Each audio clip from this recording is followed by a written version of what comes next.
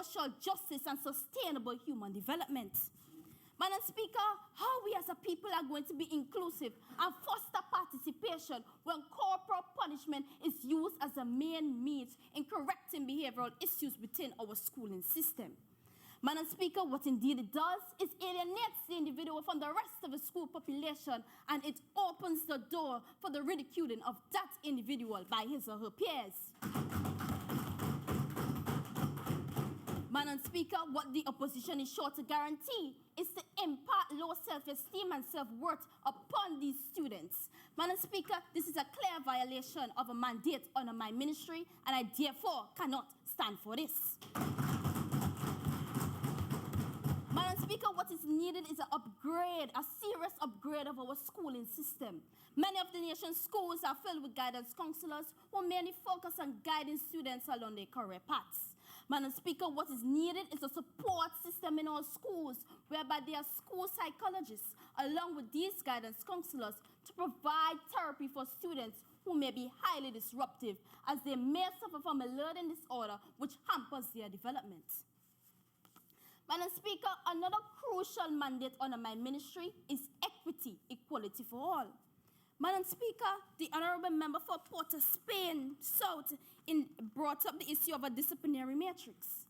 Madam Speaker, I've never seen beating within a disciplinary matrix. Maybe the archaic thinkers of the opposition are planning on inventing one. Madam Speaker, I ask the members of the opposition, would the use of corporal punishment be fair across the board? Or would the Ministry of Education have to employ physicists to calculate the intensity, force, and acceleration of each blow to ensure that the system is fair for all? Madam Speaker, the opposition is applying a formula which is a recipe for disaster. Madam Speaker, one thing we have to examine is our teacher-student ratio. Approximately, there's one teacher to 35 to 40 students. Madam Speaker, teachers are not getting the sense of control as they are clearly outnumbered. What is a viable option? It's a peer-teacher program whereby there will be a reduction of the teacher-student ratio, and each and every student will be fully attended to. Madam Speaker, that is what we call equality.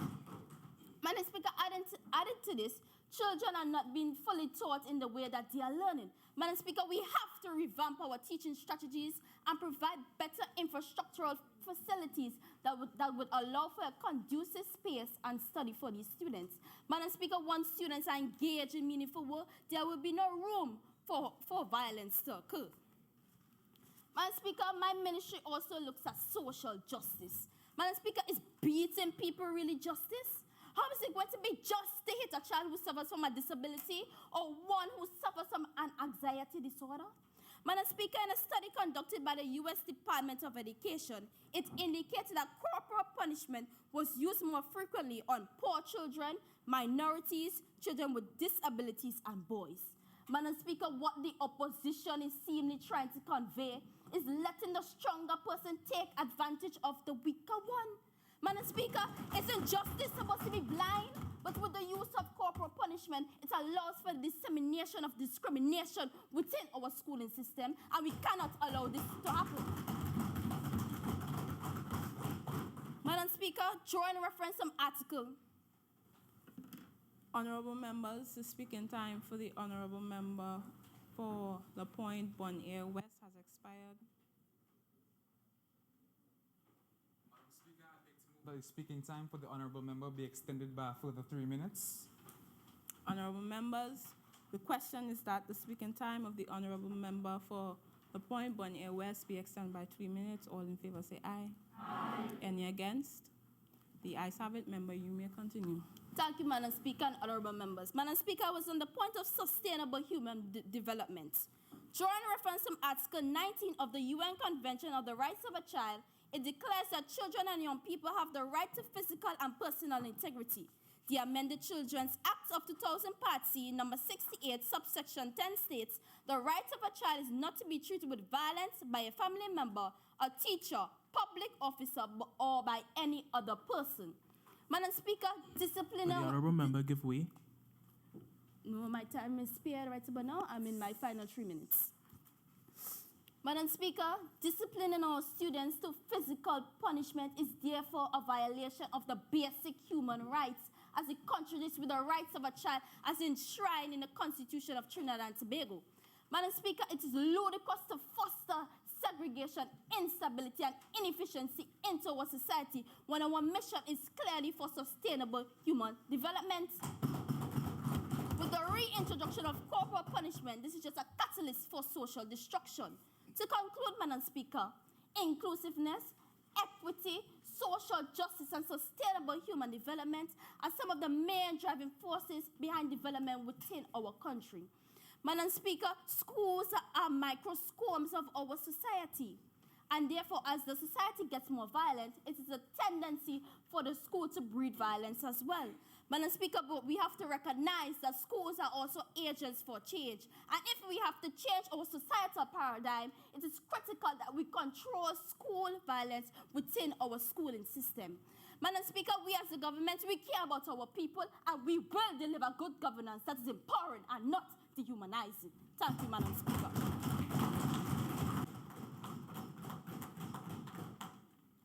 The Honourable Leader of the Opposition.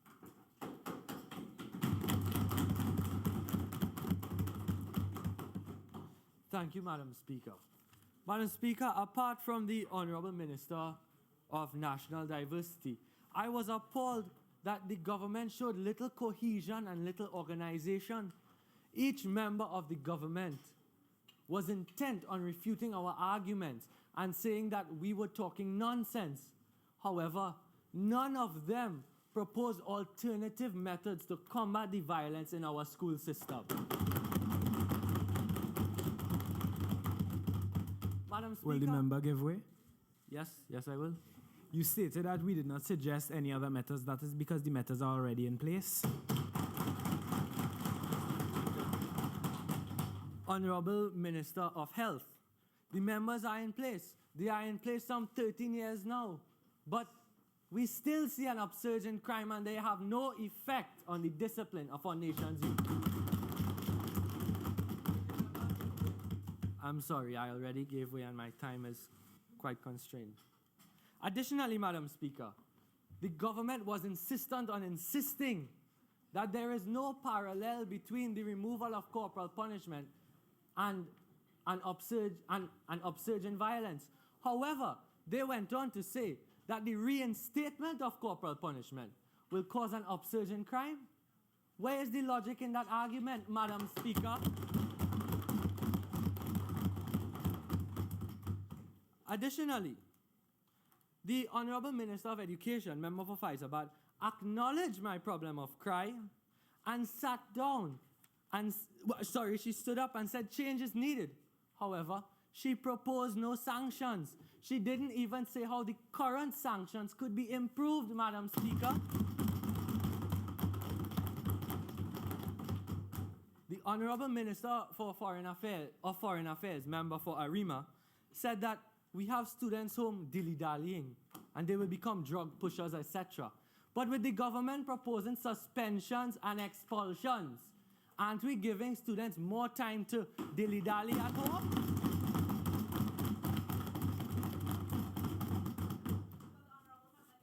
Yes?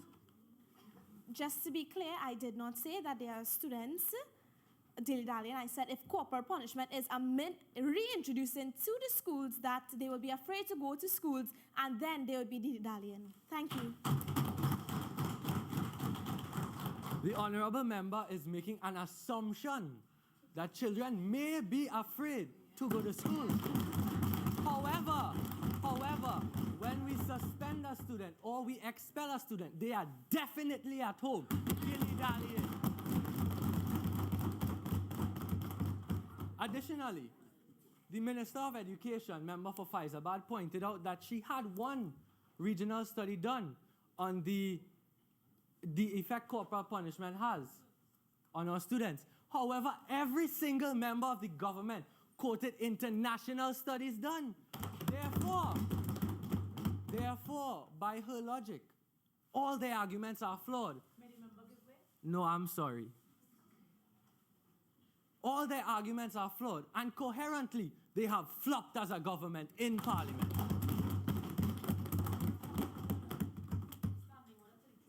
the member is misrepresenting facts presented by the government.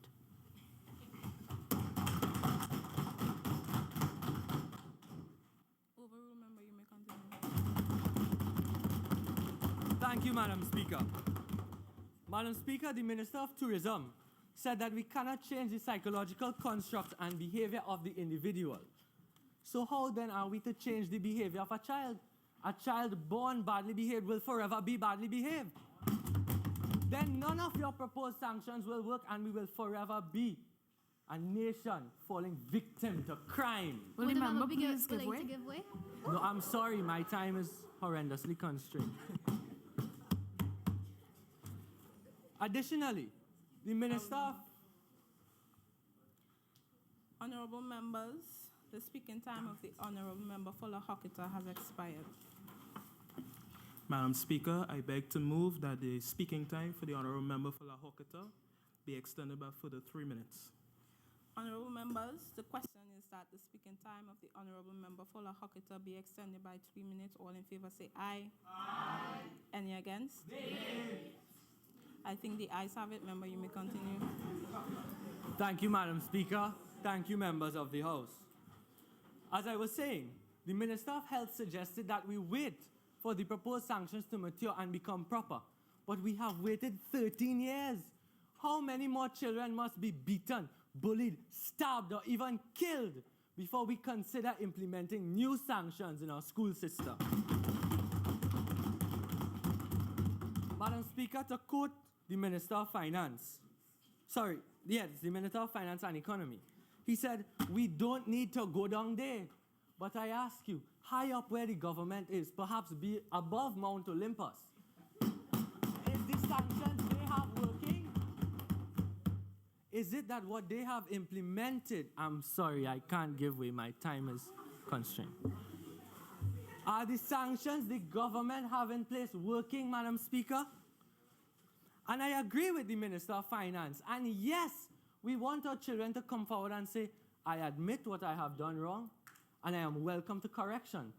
But as has become cliched today in this most noble house, this is not an ideal society. We do not live in a utopic society where everybody will conform to measures put forward by the government. Additionally, the government seems to think we are here to debate why they are in government and we are in opposition. But I tell you, Madam Speaker, have they noted the results of the last by-election and the local government election? Clearly, Point of order. ready to see change in our government. Point of order, 36-1 relevance. Overrule member, you may continue.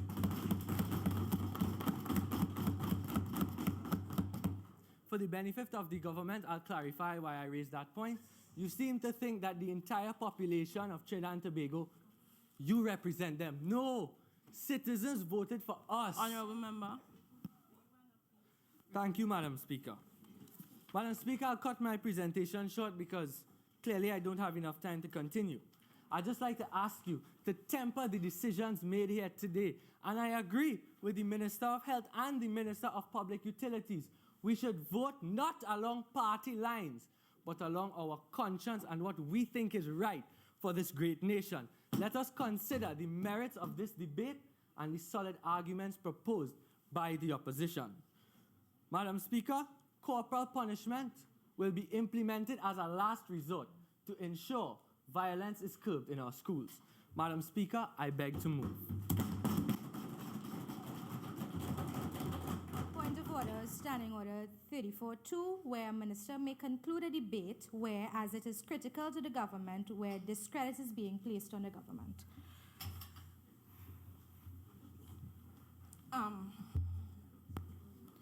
Okay, in accordance to Standing Order 34-2, Honorable Member for Toku.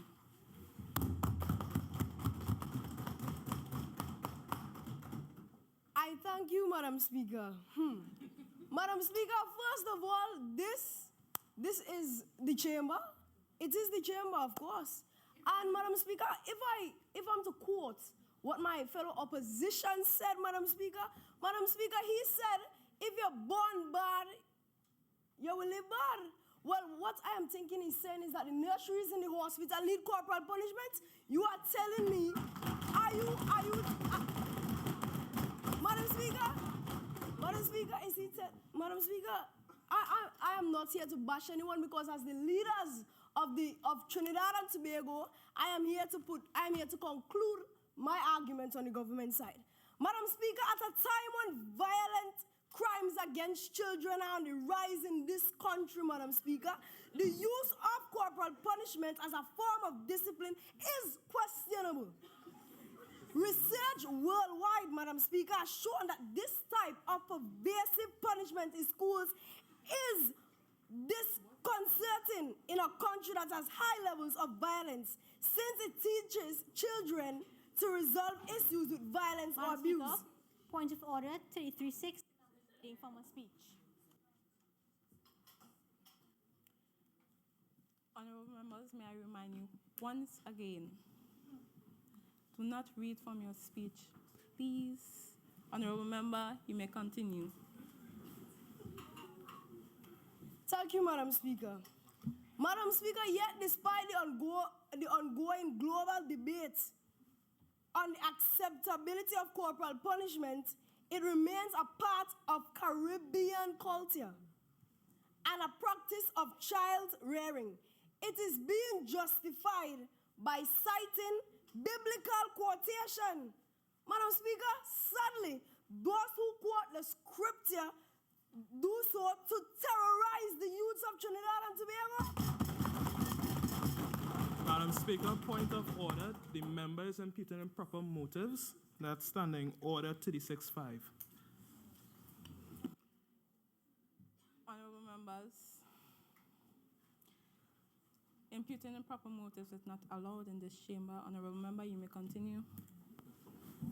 I thank you, Madam Speaker. Madam Speaker, but I have long learned that Satan can quote scriptures very well.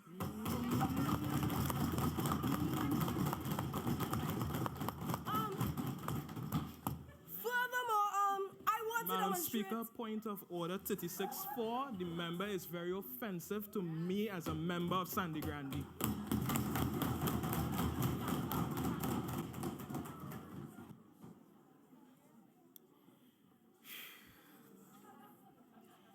Overrule, honorable member, you may continue. Madam Speaker, I withdraw that statement. Furthermore, I want to demonstrate how this motion is characteristic of the opposition irresponsibility and aptitude of sensationalism.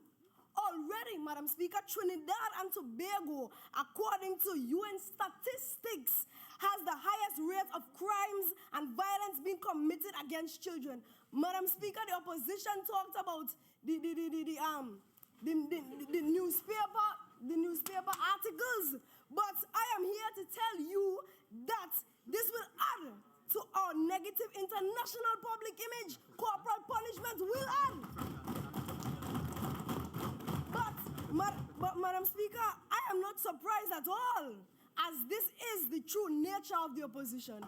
Madam Speaker, I tell you.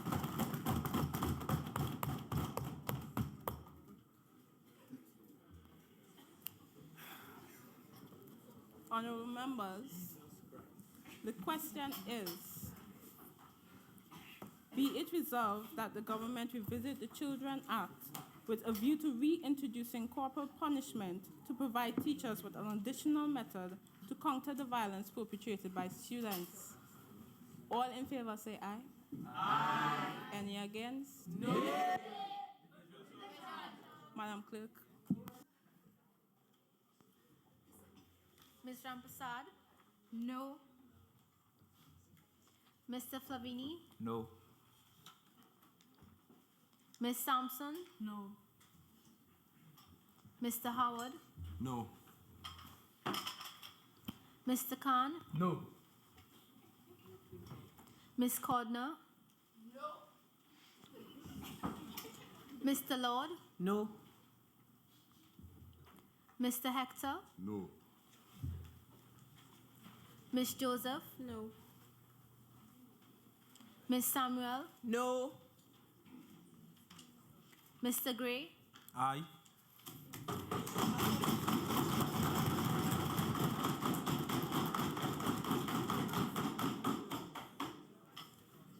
Mr. Badasi, Nay.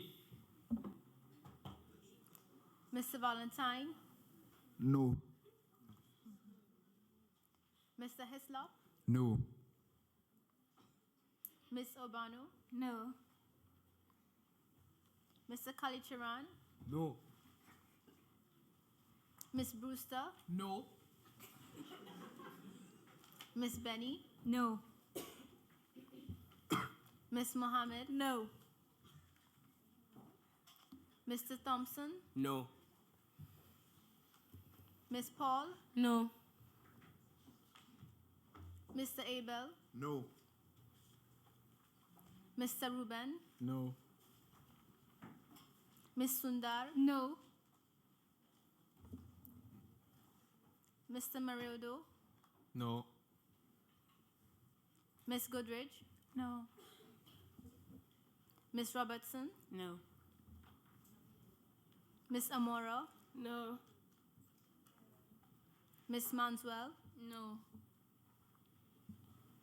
Miss Lord, Yes. Mr. Bechan, Yes. Mr. Jagat, Yes. Miss Arthur, Yes. Miss Cunningham, Yes. Mr. Ramutar, Yes. Mr. Anu, Yes. Mr. Kasher, Yes. Mr. Coffee, Yes. Miss Rampal, Yes. Miss Johnson, Yes. Miss Langine, Yes. Miss Beckles, Yes. Mr. Peters, Yes. Mr. Johnson, Yes. Miss Sukdev, Yes. Miss Peters, Yes. Mr. Adams, Aye.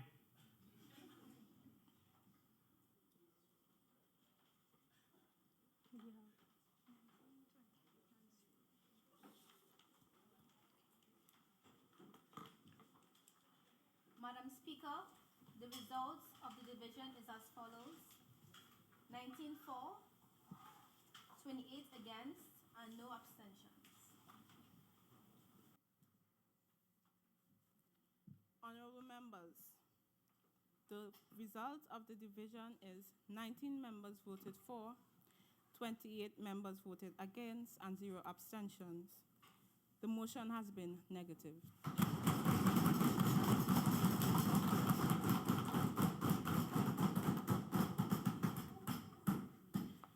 The Honorable Leader of the House.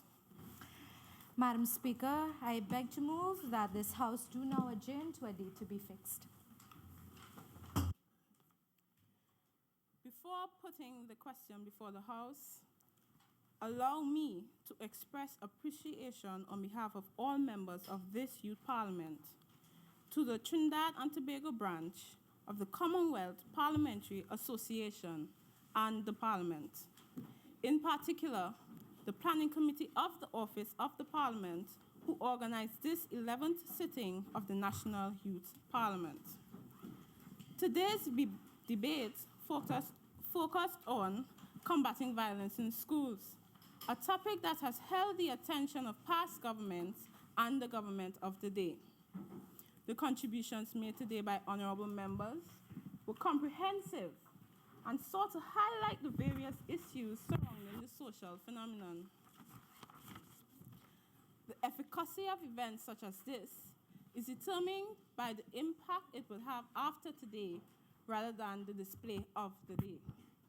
Therefore, we trust that the issues raised and information highlighted earlier will be reviewed and assessed by the relevant authorities and the relevant amendments made to the Children's Act or any legislation that would assist in alleviating the prevalence of violence and bullying in our schools. We wish to express our deepest gratitude to all officials who accepted our invitation and graced us with your presence. To our schools and institutions for selecting us, our family and relatives who exercised patience and assisted us in preparing for the debate, we say thank you. Special mention must also be made of the coordinating team of the Parliament, who contributed in varying measures to the successful execution of this event. Particular mention must be given to the staff of the Parliament Secretariat, who sacrificed their time to train us with respect to practice and procedure. The vivacious Miss Catherine Gordon, who coached us on dress, etiquette, and civility, and the effervescent Mrs. Diana Mahabi Wyatt, who took us through the paces with respect to debating skills, aspects of debating, and the standing orders. It was truly a distinguished privilege to have participated in this annual debate. You are kindly asked to remain seated after the adjournment for a brief afterward ceremony. Thank you.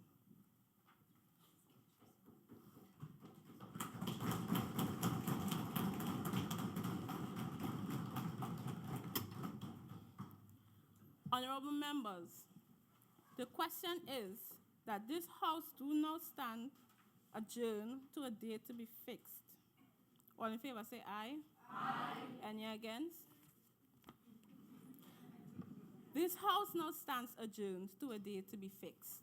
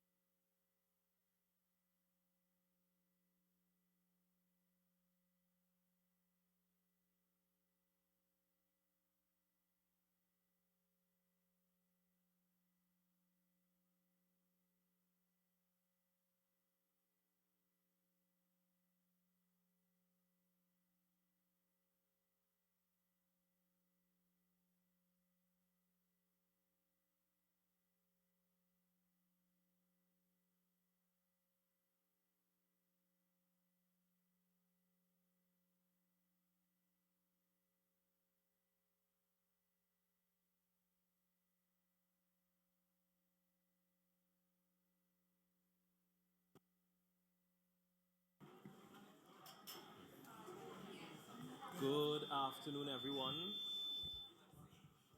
One. Thank you, Levi. Good afternoon, everyone, and thank you for a very lively and entertaining and thought-provoking debate. I think you all deserve a round of applause.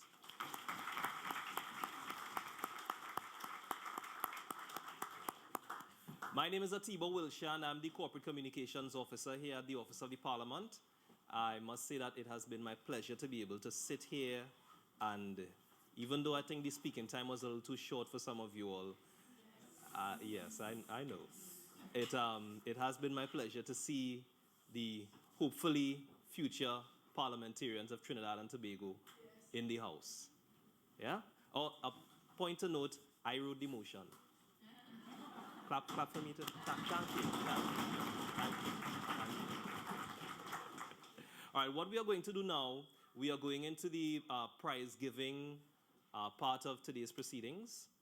Yes, you all knew that we are going to give each and every one of you tokens of appreciation for your hard work, right? Yeah? Good. And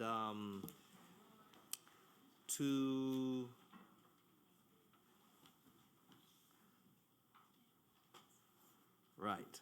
And at this time, it is my distinct pleasure to call on the President of the Senate, Senator the Honorable Timothy Hamill-Smith, to